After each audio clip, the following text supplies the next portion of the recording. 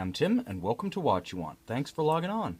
Today, we're looking at a rarity from the late 1990s, this third generation Omega Dynamic Chronograph, 38 millimeters in satin stainless steel. You can see it on our website and purchase it at watchyouwant.com.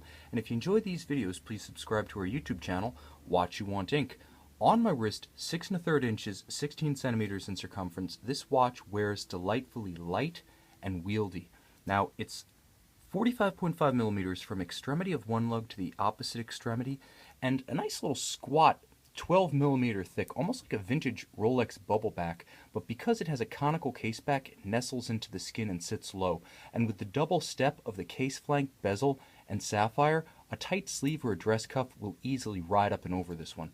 Now, with a relatively small wrist footprint, the watch wears secure, and thanks to the high-quality bracelet with clasp, it has enough of a counterbalance that there's absolutely no tendency of the watch to feel top-heavy or want to capsize.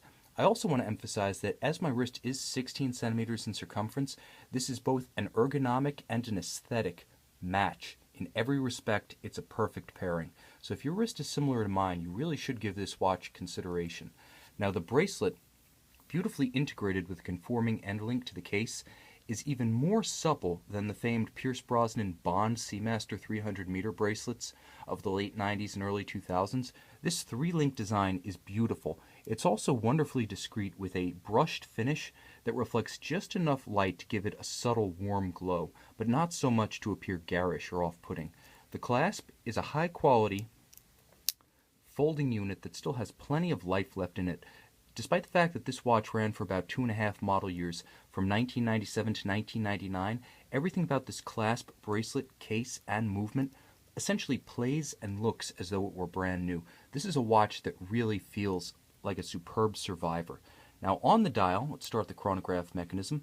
Omega pays reference and homage to a couple of classics from its back catalog. First and foremost, there's a tribute in the Arabic numerals, in the black base, in the simplicity of the calibrations, in the sector outer minutes track, to the 1940s Mark 11 pilot's watches.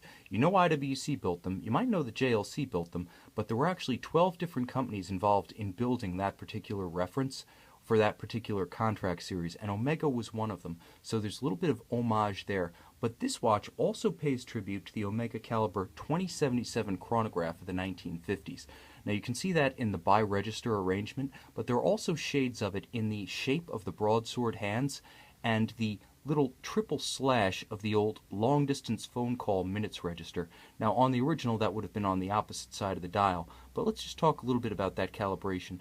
In the 1940s, phone calls from Europe long distance or to Europe long distance were generally billed in 3-minute increments. So you have the hash markets at 3, at 6, and at 9 minutes on the subdial. It's a little period nod and a wink to the history of the watch. As dials were used up, these continued to be featured on vintage chronographs through the 50s and 60s, even as this billing regime was phased out. So this is a great little historical tribute in microcosm.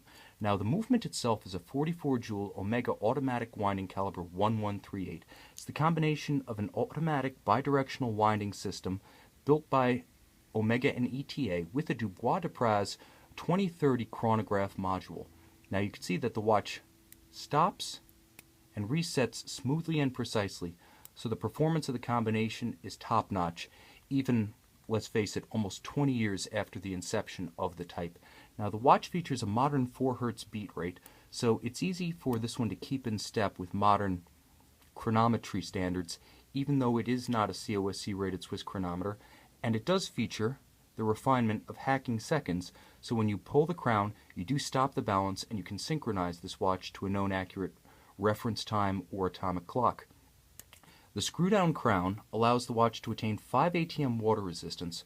It's not a dive watch, it's probably not even a swimming watch, but this one can easily survive an impromptu soaking in the sink should you be washing your hands and splash it, or a sudden unanticipated downpour. Now it is fully loomed, so unlike the vintage references to which it pays homage, this is abundantly visible in low or no light conditions.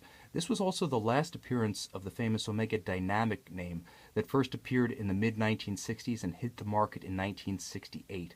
It's the last of the line, and to many, it's one of the purest and most desirable limited edition Omega references of the 1990s. You can see this third generation Omega Dynamic Chronograph on our website, watchyouwant.com.